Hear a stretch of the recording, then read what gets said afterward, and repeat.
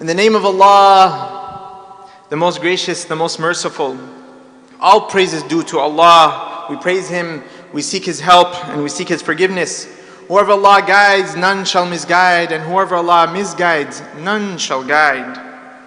We testify that there is no deity except Allah alone, without any partners, and that our master and our beloved Sayyidina Muhammad sallallahu alaihi wasallam is His slave and messenger. Allah says, O you who believe, have taqwa, have God consciousness, have fear of Allah, love for Allah, and exhibit self-restraint for the sake of Allah, as it is His right, and do not die unless you are in a state of submission to God and in a state of Islam. The truest words are the words of the Book of Allah, and the best guidance is the guidance of our Master Muhammad sallallahu alaihi wasallam. Today's khutbah, inshallah, we're going to cover an ayah in Surah An-Nahl, and we're going to cover the pursuit of all of us, all humans, independent of background, all humans, pursuit of happiness. What is happiness in life? Everyone pursues happiness. That's something that all humans share in common. We seek and we desire happiness. No one desires a sad, depressing, tumultuous, or difficult life. No one wishes it for themselves, nor for their kids, nor for their parents, nor for their friends or family. Now, different ideologies, different cultures, different religions, different frameworks with which to approach life have had different answers to this question. We know the America's culture, the American dream. We're all aware of the American dream. Some of us might even be pursuing it. It's good to try to excel in this world, but as a goal, not a means. Some of us might be pursuing it. Most of us might have seen movies in America that are famous in American culture, like The Pursuit of Happiness. We know that the measuring stick that this culture measures against regarding happiness in life, it's how much money you have. Did you make it in life? Do you have a fat retirement account?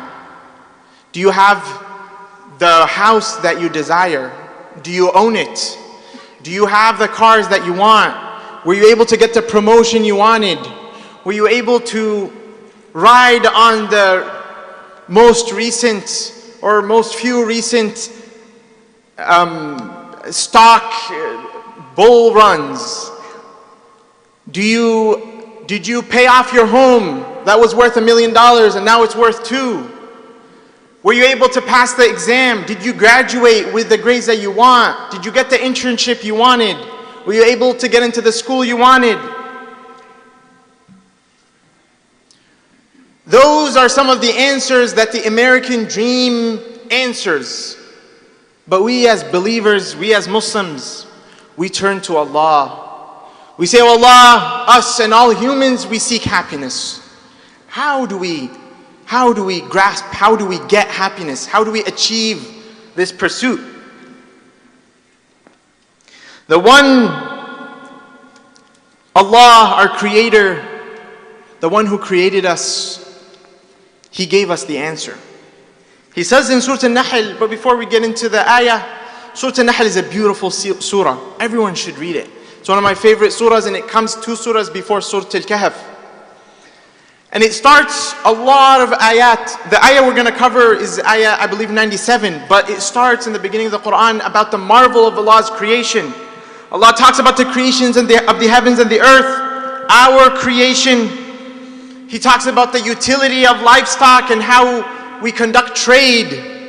He talks about the miracles and intricate functions of the bees. And that's the literal translation of the word nahl. It's bees, the title of the surah. But in that surah, Allah bestowed His blessing on us by giving us the answer, by giving us the formula, the recipe our pursuit to happiness. Allah says, من عمل صالحا من ذكر أو أنثى وهو مؤمن فلنحيينه حياة طيبة ولنجزينهم أجرهم بأحسن ما كانوا يعملون. Before we dive deeper into this ayah, we'll roughly translate it. And Allah says, whoever does good, amal salih, whoever does a righteous action, whether male or female, and is a believer, we will surely bless them with hayatan tayyiba, with a good life, with a happy life. And we will certainly reward them according to the best of their deeds. The ayah has a condition and the result if the condition is fulfilled. It's two parts. But a little bit of grammatical nuance that's beautiful, that even brings out more meaning to the ayah. Allah starts the ayah with men. Men is the article of condition, the if in Arabic. Then, if you do righteous actions and you believe in God, Allah says, فَلَنُحْيَنَّهُ. It's one word. فَلَنُحْيَنَّهُ. And the word actually has what you can say three prefixes. The fa, that is the answer, the result of the condition. The then, if, then. And then the lam. Allah could have just said, if you do this, then you will have a happy life. But no. Allah said, فَلَا. The lam here signifies, it's lamul qasam, it's Allah swearing. It's an article to use to swear. Allah is saying, then I swear. And then He says the noon of tawqeed, which is certainty and guarantee. So you can say that if we do good actions, if we do amal salih and we believe in Allah, then by Allah, certainly it is guaranteed for us a happy life. So what is this condition? Let's dive into it. The condition is two parts. Both, not one, not the other, both at the same time.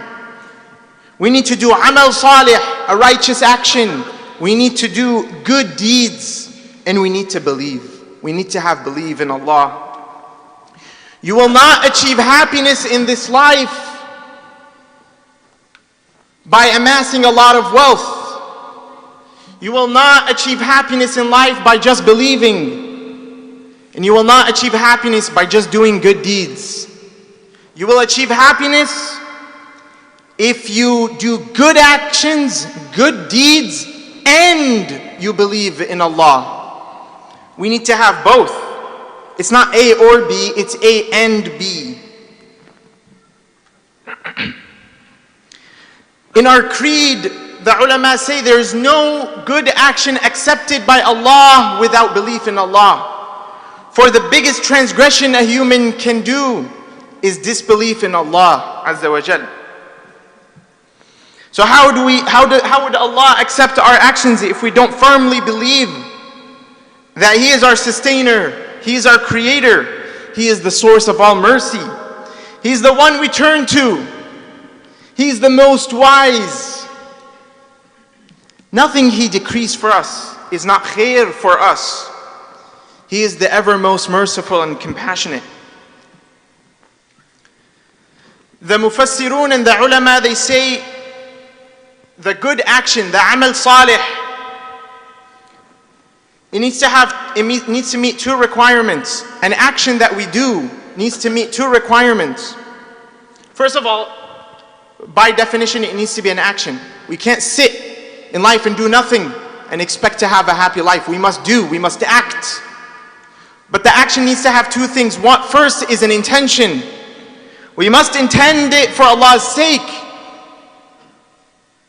There needs to be an intention behind our actions that we do. We can't do things without intention, without thinking, aimlessly. The second is that the action needs to adhere to the teachings of the Quran and the Sunnah. We can't act thinking we're doing something good, but with our action we are violating what our Messenger sallallahu alaihi wasallam And our master has taught us, hoping that it gets accepted. Allah says we do a good action. And then another thing, another grammatical nuance is that the plural form, the masculine plural form, encompasses male and female. But Allah here explicitly says, min dhakarin aw untha. And Allah doesn't do that often in the Quran. He explicitly says, whoever does an action, male be it or female. This formula, this requirement, this call to action is for all. Allah is saying, no matter what, no matter who you are, no matter whether you're male or female, you're a man or a woman, you're a boy or you're a girl, we all must act righteously with belief in Allah. وَهُوَ مُؤْمِنٌ. And that person, as they're doing the good, righteous action, they have belief in Allah. If we meet those two conditions, we are guaranteed a happy life by Allah. We have to firmly believe this.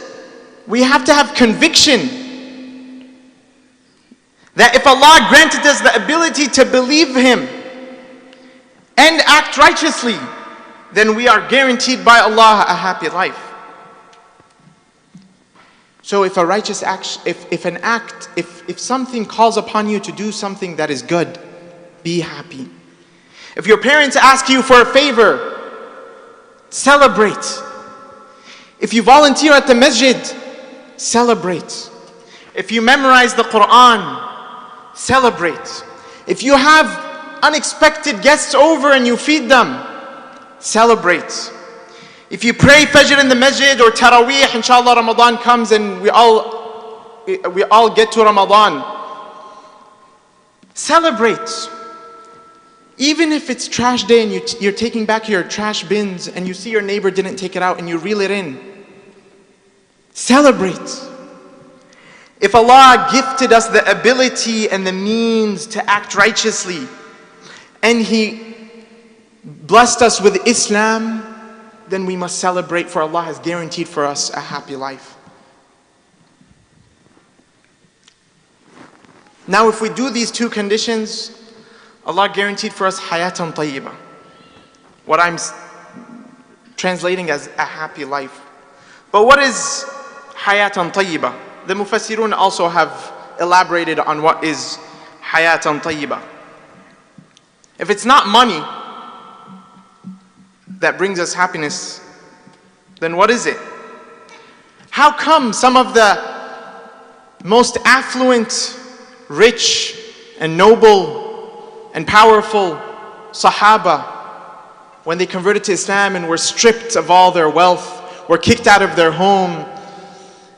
They were kicked out of their home with no money, no clothes, nothing. Like Sayyidina Mus'ab ibn Umair. And fled to Medina with barely anything to cover their awrah even. And barely anything to feed themselves with. And you ask them, were you happy before or were you happy after? And they all tell you. And they all say that they were happy after. Why? Because Allah gifted them the ability to believe in Allah and act righteously. So al-hayat al-tayyibah, this hayat tayyibah, Sayyidina Abdullah ibn Abbas, it's mentioned in Ibn Kathir that Sayyidina Ibn Abbas says hayat tayyibah means halal sustenance. Sayyidina Ali ibn Abi Talib said that hayat tayyibah is contentment. In another narration, Sayyidina Abdullah ibn Abbas, he said that it's happiness. Hayat al-tayyibah is happiness. The Prophet ﷺ summarizes all of these meanings about what is hayat tayyibah, what is this happy life that we all pursue. And he said, عن فضالة بن عبيد أنه سمع رسول الله صلى الله عليه وسلم يقول قد أفلح من هدي إلى الإسلام وكان عيشه كفافا وقنع به. That you have succeeded in life if you have been guided to Islam, was given enough sustenance for your day, a roof over your head, food to feed you today, and a healthy body, and that you're content with what Allah has gifted you. Allah didn't guarantee for us that if we believe and worship Him and act righteously, that we'll become the 1%, that will be the most powerful and the wealthiest.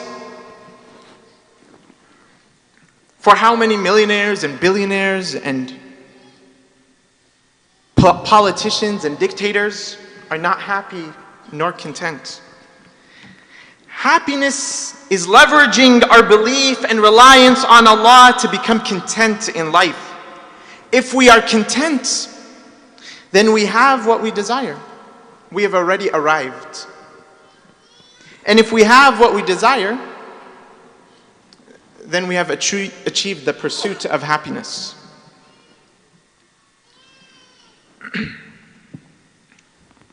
So inshallah, we ask Allah that inshallah we strive to increase our faith and our righteous deeds, that we seek knowledge to ensure that our actions align with the teachings of the Prophet sallallahu alaihi wasallam, and that we develop contentment by trusting in Allah's wisdom and mercy.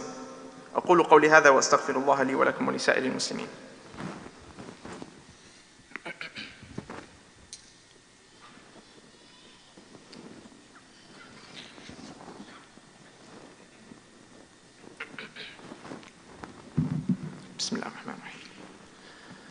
We must thank Allah when Allah blesses us, when Allah blesses this ummah. Alhamdulillah, Alhamdulillah, Alhamdulillah. We thank you, Allah, for the blessing of the liberation of Syria, for our Syrian brothers and sisters. Inshallah, for the entire ummah, this is a glad tiding. And inshallah, may Allah, just like He has liberated the people of Syria, which are part of Bilad al-Sham, may Allah also liberate our brothers in Palestine, in Gaza, in the West Bank, and all of Palestine, inshallah. Bilad al-Sham is Damascus, it is Syria, it's Lebanon, it's Jordan, it's Palestine. These drawings, these countries that I just listed, this is a 100-year recent fabrication. But alhamdulillah, we ask Allah that Allah enable them to rebuild their country, and Allah keep them steadfast, and Allah keep away all those who desire to meddle and break up the success and the liberation of our oppressed brothers that were oppressed for 50 years. Allah says in the Quran